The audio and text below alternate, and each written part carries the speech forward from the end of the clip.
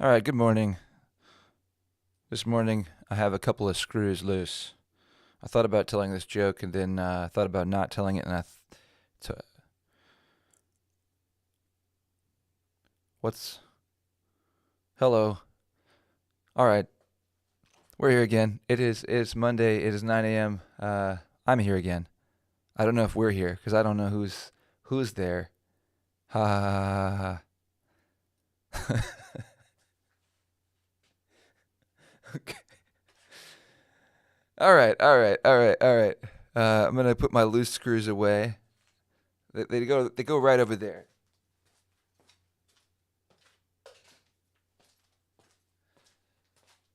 They are put away now. I think no, I put them in the right spot. All right. Okay, this morning we're starting at 9 a.m. rather than 8 a.m. And is there anything to say about that? Probably not. Well, the thing to say about that is that I'm gonna be starting at 9 a.m. I'm gonna stop saying we. I don't. I'm gonna be starting at 9 a.m. Eastern Standard Time going forward. I was doing 8 and maybe 8 a.m. as the start time, and I did that as a way to try to push myself a little bit to make sure I'm getting up earlier, trying to get up at like 5:20 and then exercise and then be ready for an 8 a.m. start time. And I think overall for a musician's schedule, it's pushing it. It's pushing it a little bit too far.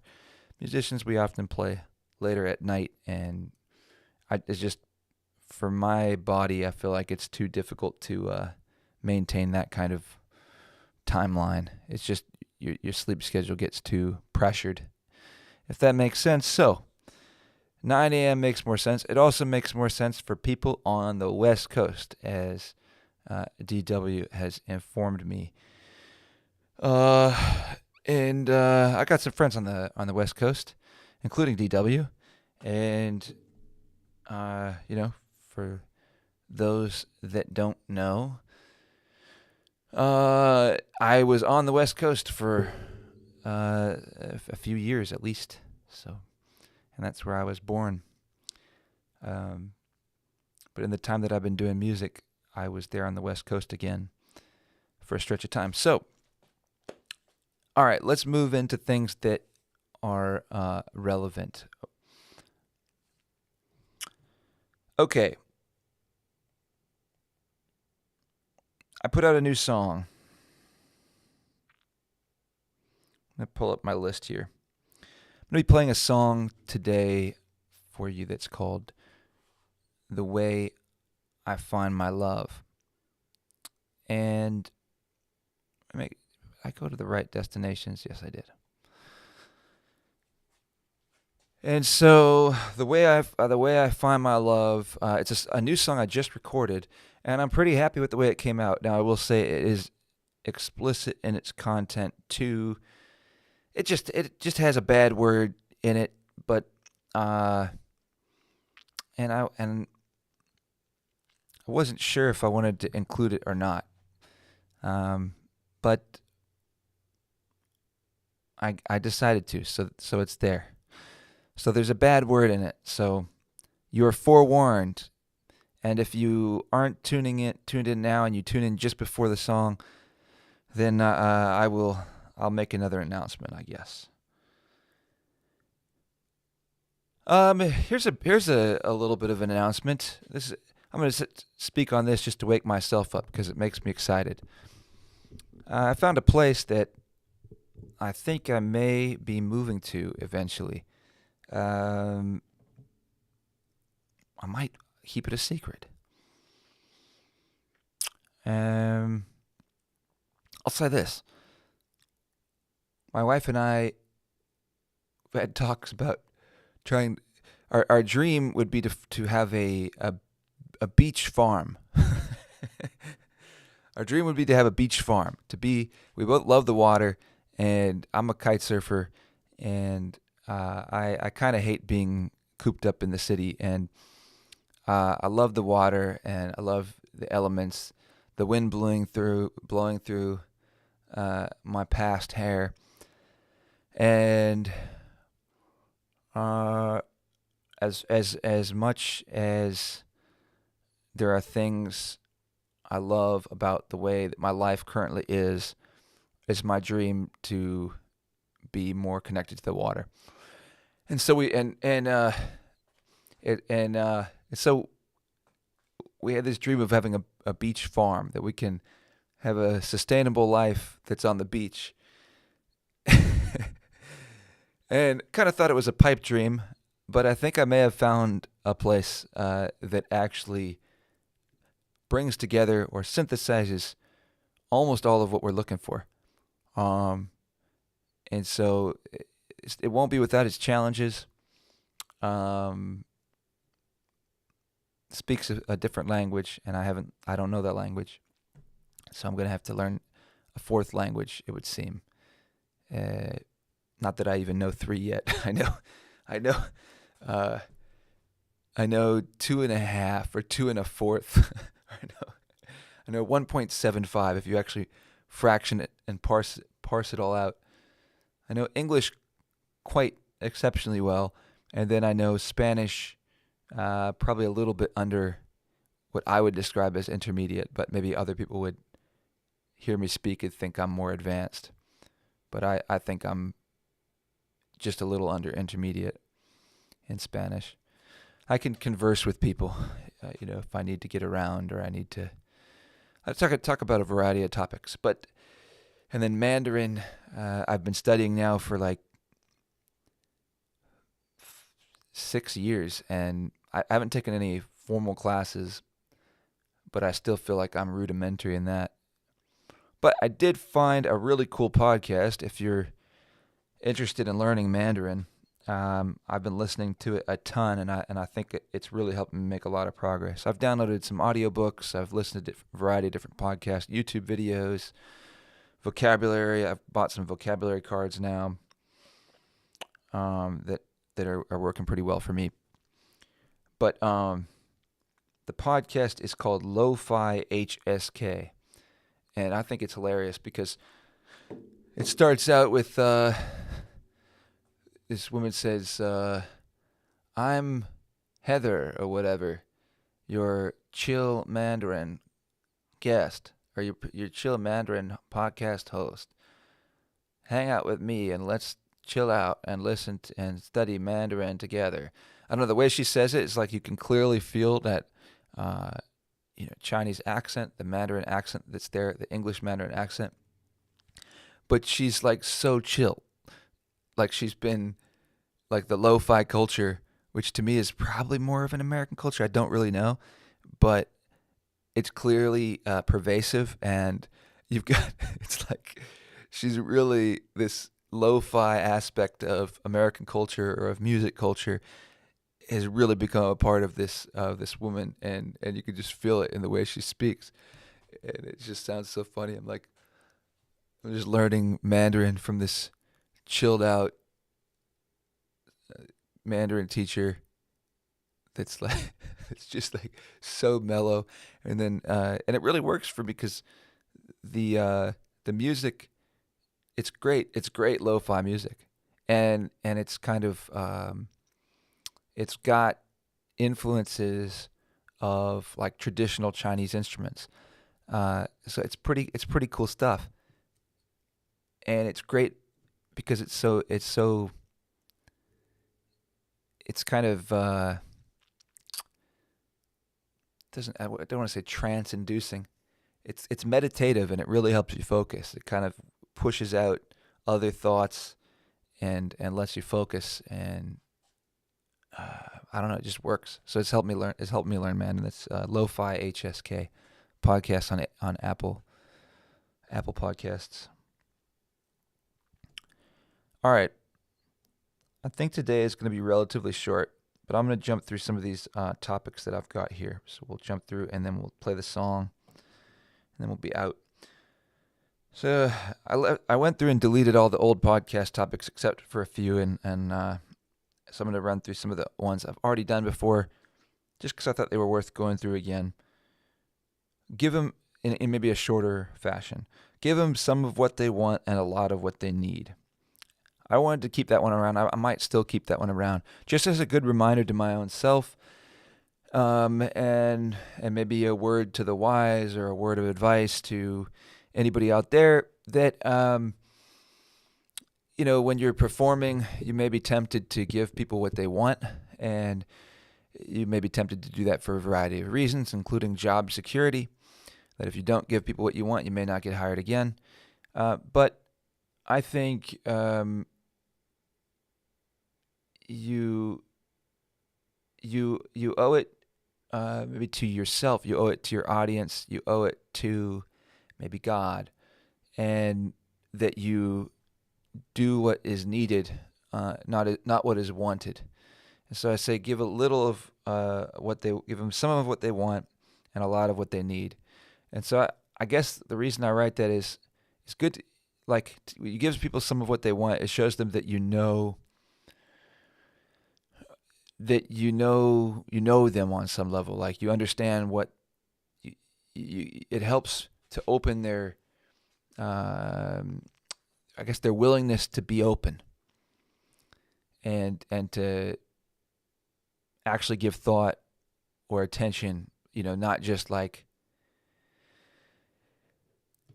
it's like you're unlocking people's consciousnesses, and that's part of the game. I think it's fair to call it a game, even if I don't really regard it as a game. To some degree, it's a game, and that's part of the game is unlocking people's consciousnesses. It's like priming them to be able to be open, and that's where I feel like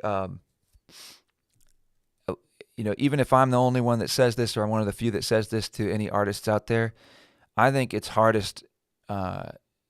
Your work is harder when you are less experienced in a way. When you're newer, when you're earlier on your trajectory, I think the work is hardest there because it's hardest in one sense because you, just by the mere fact that you're probably not as good, you're less experienced than you will be. You're less developed than you will be. And so that matters. So that's going to be harder. But then it's also the elements, the conditions of where you are working against you. When people go to although I'm sure there's other angles on this as well. When you perform on a big stage, everything is designed to elevate you, to make you look awesome. And it's also all the experiences that the audience is going through to get there and to be there. And when they're there, it's all helping them to understand this is worth their time before they've even heard anything, before they have had a chance to even consciously try to understand if it's worth their time or not. John, I'm in the middle of a podcast.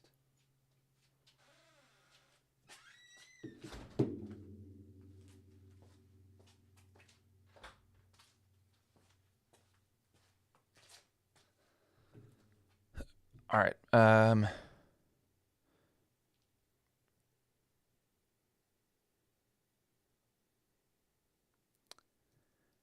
going to wrap this up.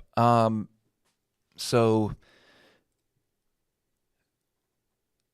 I don't even know where I was anymore. Let's go with zones for plants and artists. So I put this down as just a way, maybe a helpful way, and it's something I'm still sketching out in my mind. That I put this down as a way to try to understand artists, and that maybe a helpful way to think about your own growth and a vision for your future is understanding where is it healthiest for you to grow. Plants have different zones in the geography of where they grow best, and so you have like different number codes. And I'm not super familiar with it, but my wife Strong has been learning a lot more about gardening over the years. And so she's paid more attention to that and talks about these different zones. So some zones are too cold, some zones are too hot. For different plants, they're more or less likely to survive in different areas. In some areas, they just can't survive in, right? I think maybe the same thing can be said to be true of artists, that you need to be in an environment that's really good for your growth. And so I think that's something to be thoughtful of, is that, maybe there are some, like when you're further along, you've got all these resources, or maybe you could think of them as nutrients that you could survive anywhere. But when you're earlier on, you need some favorable conditions that are going to help your growth. And I think you want to put yourself in areas where you'll get opportunities. There's opportunities to play to audiences that are looking to listen to art. There's opportunities to play for people that are looking to pay. And there's overall a community that you can be a part of, where you can learn and grow from that community. And so I just think, I don't want to belabor the point, but for any artists, as you're getting started, it's probably a good thing to think about cities or places or areas that could nurture your growth, that would be better for your growth. I would argue that to be in Nashville is probably not good for a young artist, and that I can't say that across the board. Some young artists have a great time there, but I think when I was there, even after being in LA for a bit and getting some experience under my belt, I found, and having grown up there and being familiar to some degree with the some of the Nashville open mics and whatnot. When I went back to Nashville for a little bit, for like 6 months, it was like a 9-month waiting list to play for free at, like, I don't know, a long running songwriter event, but it's nothing that special. Like, there's not some great opportunity that's going to come out of waiting for 9 months to play there. You're just going to play there, and then that's it. It's just not a great opportunity. So how are you going to wait for 9 months for that? So as soon as I saw that, I knew that I was going to leave Nashville. It's like, it's just inundated. That's my opinion. So I feel like that's not a good place to go for developing yourself as an artist. If you want to develop yourself as a session player, then that might be the best place to go, because the session players are unbelievable. Although at the same time, that's supply and demand, and the rates get pretty low for, like, if you want to go record, that's probably the place to go.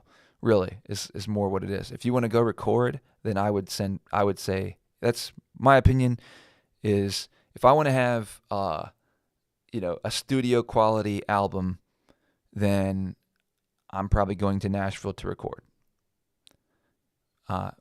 Personally, I don't think I'm ever going to do that, because I just think that that's overrated. I think that the recording tools that are at our fingertips today it's more about the meaning of what you're making rather than the quality. The quality matters, but I think it matters less than the meaning. And so your ability to connect with an audience, I think, is far more significant.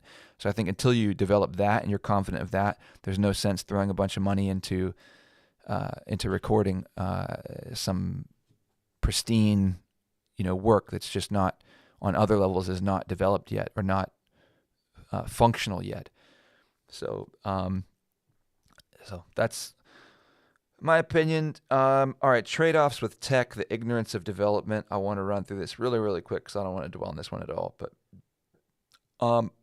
it's just worth sticking around. Keeping in mind that technological developments often come with dark sides, and a lot of times the dark sides are things that you can't see when you open the doors to this new technology. And but it's something that we always got to be aware of, and sometimes you might find that the downsides outweigh the upsides, and I think that's something that needs to be reflected on with all technologies as they come. Where are we going? The infinite of thought and philosophy. All right, this one I could sit with for just a minute. I think that that's one of the problems of the current problems of modern society is we don't know where we're going, and it's like we're stuck in this uh, endless pursuit of development and advancement. And I think we've probably become detached with just some of the more basic stuff of life, maybe more basic facts of life. Like what's trying to understand what's the point of the advancement and the development? Because if you just think about it from a logical perspective, okay, so apparently, life could always get better. We can make anything we're doing better. And so you would think, well, then that's good, right? Isn't it always good to be in pursuit of what's better? But couldn't you also just think that if you're always just in pursuit of what's better and what's better and what's better and what's better, like at what point does it get good enough where the pursuit isn't worth it anymore? At what point does it get good enough that it's better to just enjoy life? Like, is that so bad that you would just say, you know what? I don't need to make life better anymore. And in some way, is this even making life better? Isn't it better just to swim in the ocean? Isn't it better just to go swim than to work in a cubicle so that you can have good health care? Like, wouldn't it be better to live for 30 years or 40 years, but actually really be living? I think these are questions that it just seems we're on this one-track train that nobody can get off of, and we're overlooking the best that life has to offer. And so that's not an argument against technology or against development, but it's an argument against obsession with it. And I think modern societies border on obsession with that. So that's, and there's also like, is there any end? Is there any end to it? What's the end goal? It's just development in and of itself is the goal, or is there some final conclusion that we're trying to get to? By the way, I left this background on like this. Just I don't know. I just thought it looked kind of cool in its own way. Maybe it looks really tacky. Got rid of my little sign thing that I had here. It was like a chalkboard, blackboard thing. I moved it over outside actually. I'm going to try experiment with it outside. Thought overall this was just kind of in the way and annoying. It's the infinite of thought and philosophy. All right, the infinite of thought and philosophy, I mean, that's going along with that development idea, but people spend they spend their whole lives thinking about philosophy and, ethics and how to understand it more, better and more deeply. And I think probably we're born with intuitions, we're born with consciences that are already capable, and that we don't need to necessarily understand something on a language level or an intellectual level to understand it on an intuitive, like a biological or a conscience level. So I think that we look at I watch these great thinkers, these philosophers, and we have new great ones every generation that are better than the ones before, but they never know it all. They never get there. It's so they're all like these questions, and so one of my personal favorites of the modern generation is Jordan Peterson, who people think is a controversial figure. Maybe to some extent he is, but overall I think he's a pretty good figure. Nevertheless, many times he ends up, I don't know if he contradicts himself or he's parsed things out with such an unbelievable vocabulary. Like, that's the problem with words, is that words are moving targets. Words cannot truly pinpoint any meaning because meaning is infinite, because everything is infinite. Everything is on a spectrum that's infinitesimally small and infinitely large, which makes no sense, but that's apparently the way it is. So then how can you pinpoint anything with a word? A word is like throwing a dart, and then, people are going to disagree about from their different perspectives of where the dart actually is.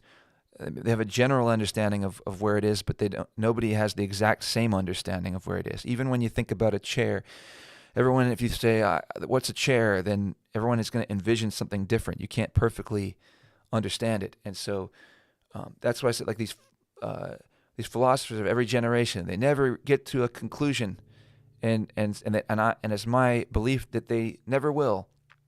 And so it's a cool pursuit. It's really interesting. I don't think it's a waste of time. It probably deepens you as a person. It probably helps you to make better choices, all these kinds of things. But this relentless effort towards some end goal of what we're going to achieve, a utopia or something, I don't think so. I think we kind of just need to chill out, and a healthy amount of progress is good, and then actually try to just enjoy life and enjoy the things that are just given, that are just blessings inherent of where we live, that have nothing to do with anything that we did. We're just lucky. All right. All names fade, no one will be remembered. I'm going to delete that one. Just a truth to remind people not to be so dwelling on legacy, on some idea that your memory will last forever, that this is egotistical, narcissistic, or whatever, and pretty dumb. Unperceived gains. Yeah, this is a good one to always remember, so I'll keep this one around. That a lot of times when you work out or you practice, you do things that are designed to develop you. I think exercising and working out is a good way to understand this. I think things that you do to develop yourself, a lot of times you're not going to see the benefits or understand how you developed right away. It might take months. You might even see those developments really come to fruition after years. Like when you put that effort in, I've noticed when I'm running a lot, when I trained for the marathon, that initially I don't feel like I saw a lot of benefit, but then sometimes if I would stop training for a while, I would notice that I would still actually have really good, like my best conditioning would actually appear even 3 weeks after I stopped training, because those benefits, those growths are gained later. So I think sometimes it's even months, like the efforts that you make, the benefits that you see. You break down that muscle, it takes time for it to regrow. I think the same thing is likely true for our psychology or our emotional development, all the different ways that we can develop our spirituality. It doesn't happen instantly, and a lot of times these things, they grow even when we're not consciously feeling like we're working on them.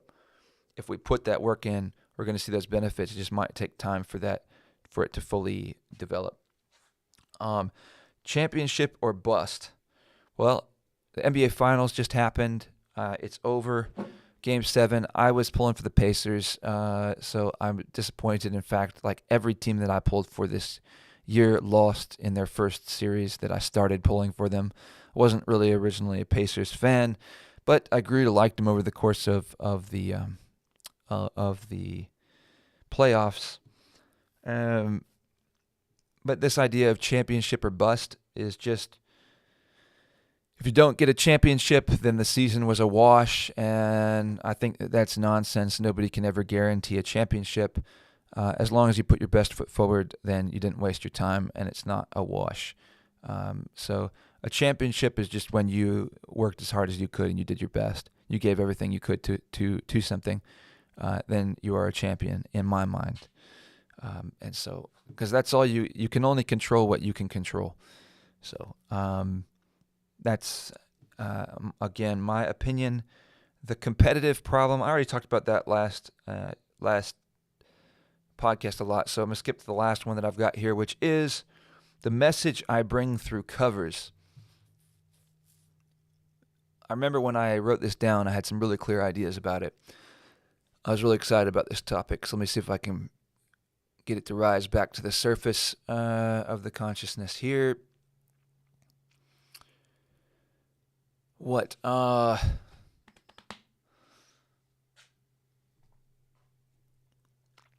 This is a tip for musicians that get tired of playing covers.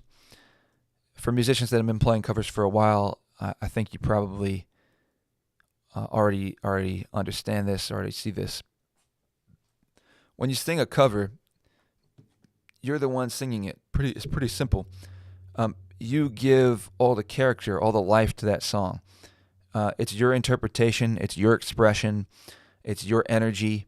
And so a cover is just a vehicle for you to express yourself. And so I don't really see covers as me playing somebody else's material. I see cover as me playing to it's like using somebody else's framework to offer my own material. And that's the way I see it, because nobody told me how to, like, if I play a Taylor Swift song, Taylor Swift didn't tell me how to play the way I'm playing. I decided to play the way that I'm playing, and it's my interpretation and my expression. And so it's my connection with the audience, and it's the meaning of the song is the meaning that I give to it. And so I feel like, I mean, it's not my song, so I don't feel like I wrote the song or anything like that, but it's my performance. It's my performance of the song. And so when I play covers, I don't feel like if only I could play my originals. Like I always have to play other people's songs. I feel like I'm always playing my songs because I'm singing them, and I'm singing the ones for the most part that I connect to. If I don't have any way that I connect to them, then I pretty much don't sing those songs. The only exceptions would be in the moment where somebody's like, "Hey, can you play this one?" And I just kind of know it. I decide to give it a whirl, give it a try, to wing it, and just to make an audience member happy that specifically requests something that I may not know very well. Then I'll just sing. I'll experiment with it and wing it to the best of my ability, and then I'm not so worried if I emotionally connected with the song or did it justice or anything like that. I'm just trying to get the gist of it so they can see I am trying to fulfill their request, and I gave them as much as I could about what they were hoping they could hear. Then I feel like as less of my expression, it's more just like total service. And but yeah, that's just if you are feeling like when you're playing covers that you're not authentic, or you're not getting, you feel this feeling of not getting to play originals, if there's something specific in the messaging of your originals that you really want to get across, then, sing that original, right? But for me, I just look at every song. I just think it doesn't really matter that much who wrote it. I mean, it matters in the sense that person gets paid, right? If they have a copyright or something like that. But otherwise, it doesn't really matter who wrote it, just in the same sense that all names fade. Like, who cares? If it's a positive song that you can use to convey a positive message, does it really matter who wrote it? Like, why does anybody feel like they need to say, "I wrote that song, remember me, I'm so important"? Like, I just think that doesn't matter at all, and nobody's going to remember you.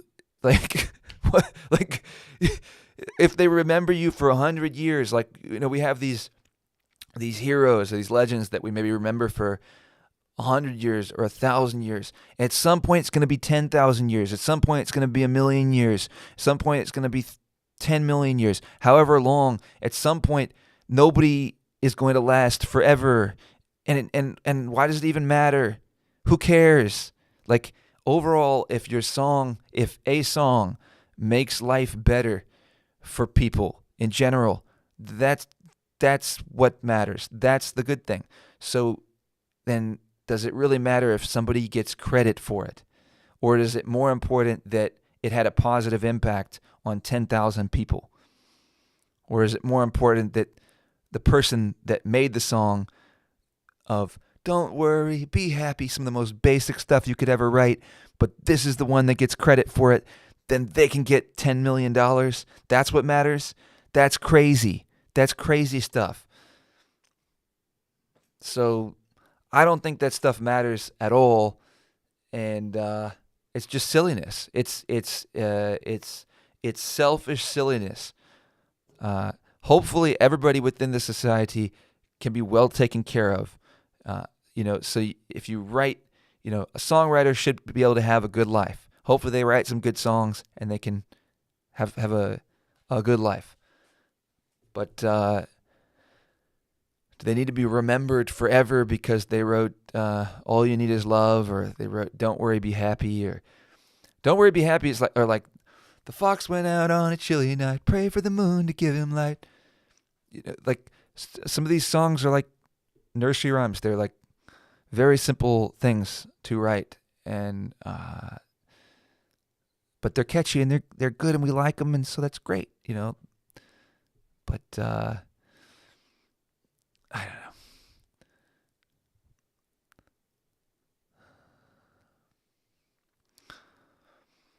It's my life goal is to dispel all the nonsense, and I'm never going to achieve that goal. But at least I can come on this podcast and speak it into Rumble and to YouTube.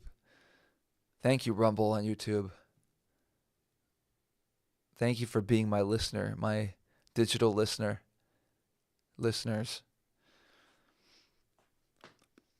All right. So the message I bring through covers,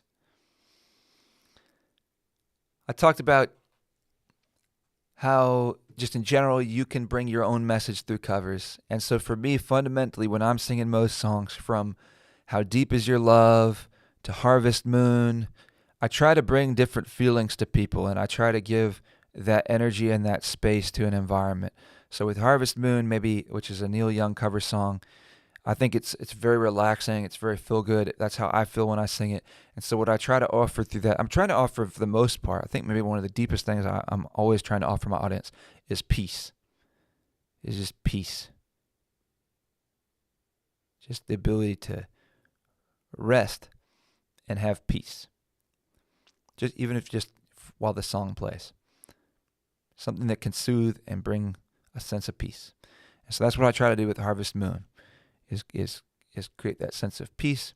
And then I also use it to express love and show people that at least I, as the singer, that they can hear that I have things in my life that are worth singing about. And I just want to tell them that. And so, because if I have them, then they have them, If I have things that are worth singing about, and that I want to tell people I have this love that's worth everything, then that can offer hope. And so I want to offer people hope, whether or a recognition that they're not alone. That they also have these things, and there's a struggle and a fight that goes along with that. When you have things in your life that you love, you have to fight for them. And so I want to help reassure people that they're not alone in that. That if they feel like that, understand that that's normal and that's the way that it feels, and that's the burden that maybe they have the honor of carrying. And so those are some of the things that I try to say with like something like Harvest Moon or How Deep Is Your Love. How Deep Is Your Love, a Bee Gees song that I do in a much more toned down, relaxed kind of way. And in particular on the How Deep Is Your Love part, I bring it down pretty quiet and I get deep in my voice, asking people directly, like, how deep is your love? I really mean to learn, because we're living in a world of fools. How deep is your love? How deep is your love? I really want to learn, because we're living in a world of fools. And what's the next line? I can't remember, but I remember when I sing it. And I gotta play the guitar probably too, and then it triggers my memory of the words. Deep is your love, how deep is your love? I really mean to learn, 'cause we're living in a world of fools, breaking us down when they all should let us be. We belong to you and me. I believe in you. You know the joy of my very soul. You're the light in my deepest, darkest hour. You're my savior when I fall. And these are things that I tell people earnestly. Like every word, I mean it when I sing it. Every word, I feel it, and I try. That's one of the things I do every time I play a cover. Is I try to figure out. I pay attention to. Are there any words in this song that I don't believe, that I don't understand, that I don't know how to sing with conviction? And if that's the case, then I try to think about why is that? Why am I understanding it right? Is there a different way I need to think about it? How can it relate to my life where I could actually sing this and I could with some kind of sense of meaning and purpose? And then when I understand what kind of meaning it has for me and what I want to express with that, then to me it's not even a cover song anymore. It's my own song. I've made it. It's my own song that I've made, and I'm not going to take it and try to make money with it. But I've learned how that song is becomes my expression and the message that I wanna express to people. So yeah, how deep is your love? I sing that. I love singing that song, particularly when it gets to the how deep is your love part, because one of the parts of my message that I want to help give to people is to wake up to the realization of you in this moment, in every moment, every day that you have a new opportunity, every moment that you have a new opportunity of life and expression, you have the opportunity to demonstrate with your action, and to call upon yourself to dig deep into your love. How deep is your love? It's up to you. It's up to you to decide how deep is your love. How deep is your love? I really mean to learn, and I'm depending on you. I'm depending on you to dig deep, to show how deep is your love. And so I call that out. I mean to learn, and I am willing to sing it out there and show a vulnerability of showing. At least I'm going to ask the question, and I'm going to make the effort to learn how deep is your love. And so I want to see, and I reach out and I try to cross over barriers with how I sing that, and give people the opportunity to demonstrate how deep is their love, and show it publicly, and show their affection, their joy, their playfulness, these kinds of things. And that's and then I also call it upon them to demonstrate it in their own life. Not even, I'm just a singer that happens to be there. Like I'm not gonna be there when they go home. And to the people that actually have more significance in their lives, I call upon them to demonstrate how deep is their love to them, and dig deeper. And because you only get this chance, this is the only chance you have to make that positive impact, to do something with your life that betters the lives of the others that are in your life. This is the only chance you have to do that. And when the time passes, you won't get that opportunity back. And then the seeds will have been sown, the story will have been told. And so dig deep now and show how deep is your love now, because we're living in a world of fools breaking us down. And this is just to talk about everything we see in the media and in social media, and all these idiots that all they do every day is break us down and talk crap and try to break everything down.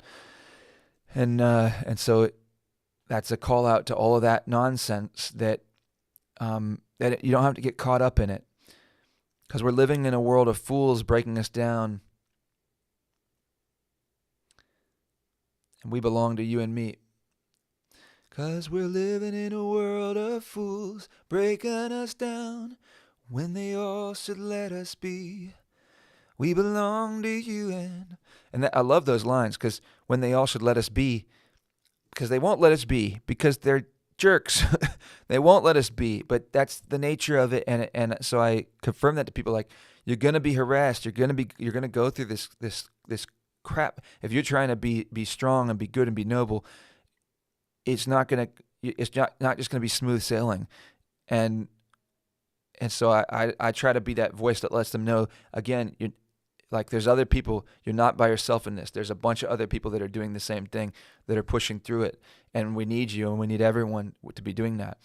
And so that's the message that I give through how deep is your love.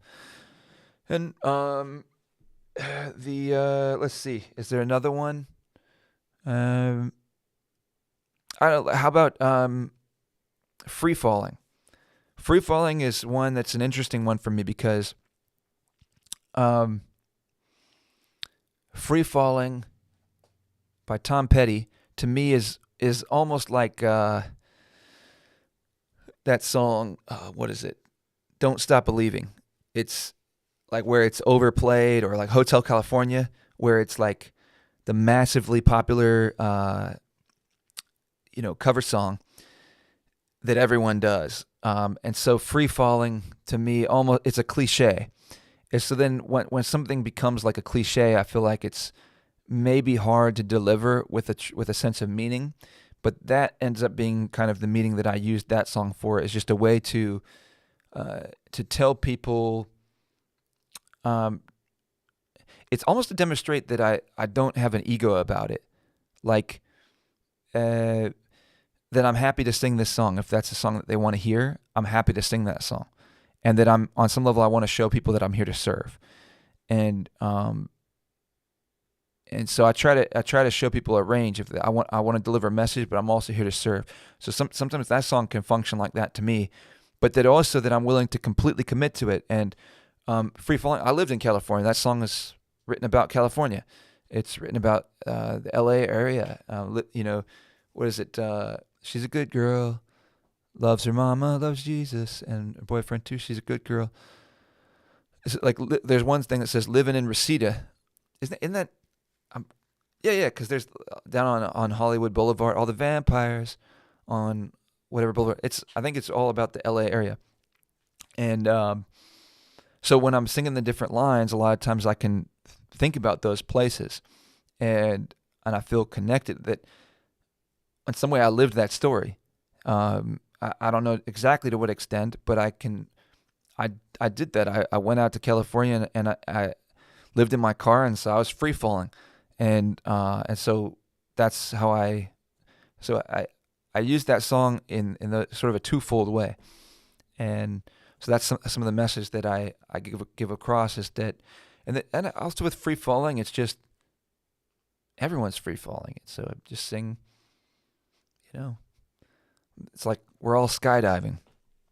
So, all right. I think that's enough. I'm at 40 some minutes, so I'm gonna play this song here, and then call it a day for this podcast. So we got The Way I Find My Love. This is what we got here.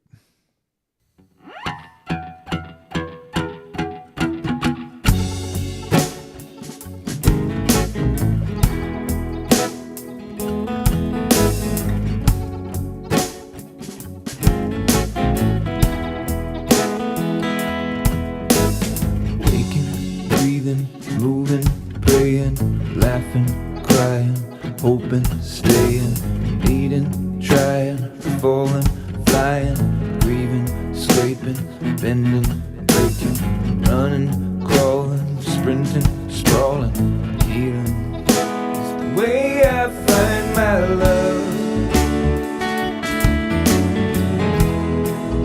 It's the way I find my love.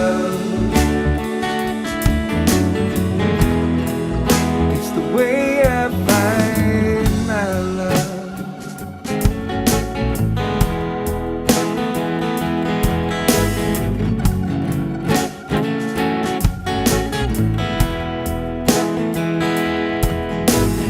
Playing, working, cruising, swerving, bleeding, choking, fucking, smoking, helping, fighting, cheating, lying, bleeding, smiling, pushing,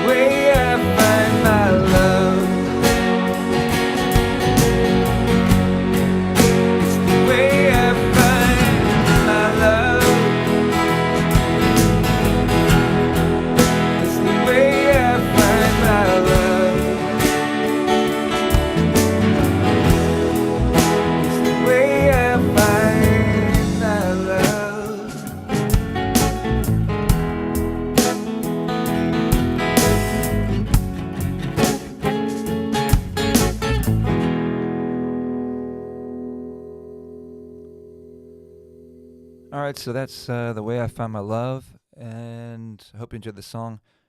Brand new song. It's on my website. It can be listened to on my website for free. It can be purchased on my website for download. Um, I'm going to be releasing songs either once every week or once every 2 weeks, and I'm going to have to decide that this week. So I haven't quite decided, but we'll see how this week goes. But that's it for the podcast today. Hope you enjoyed it. We'll be back on next Monday at 9 a.m. Eastern Standard Time. Hope to see you there, and have a good day. Bye bye. Bye bye.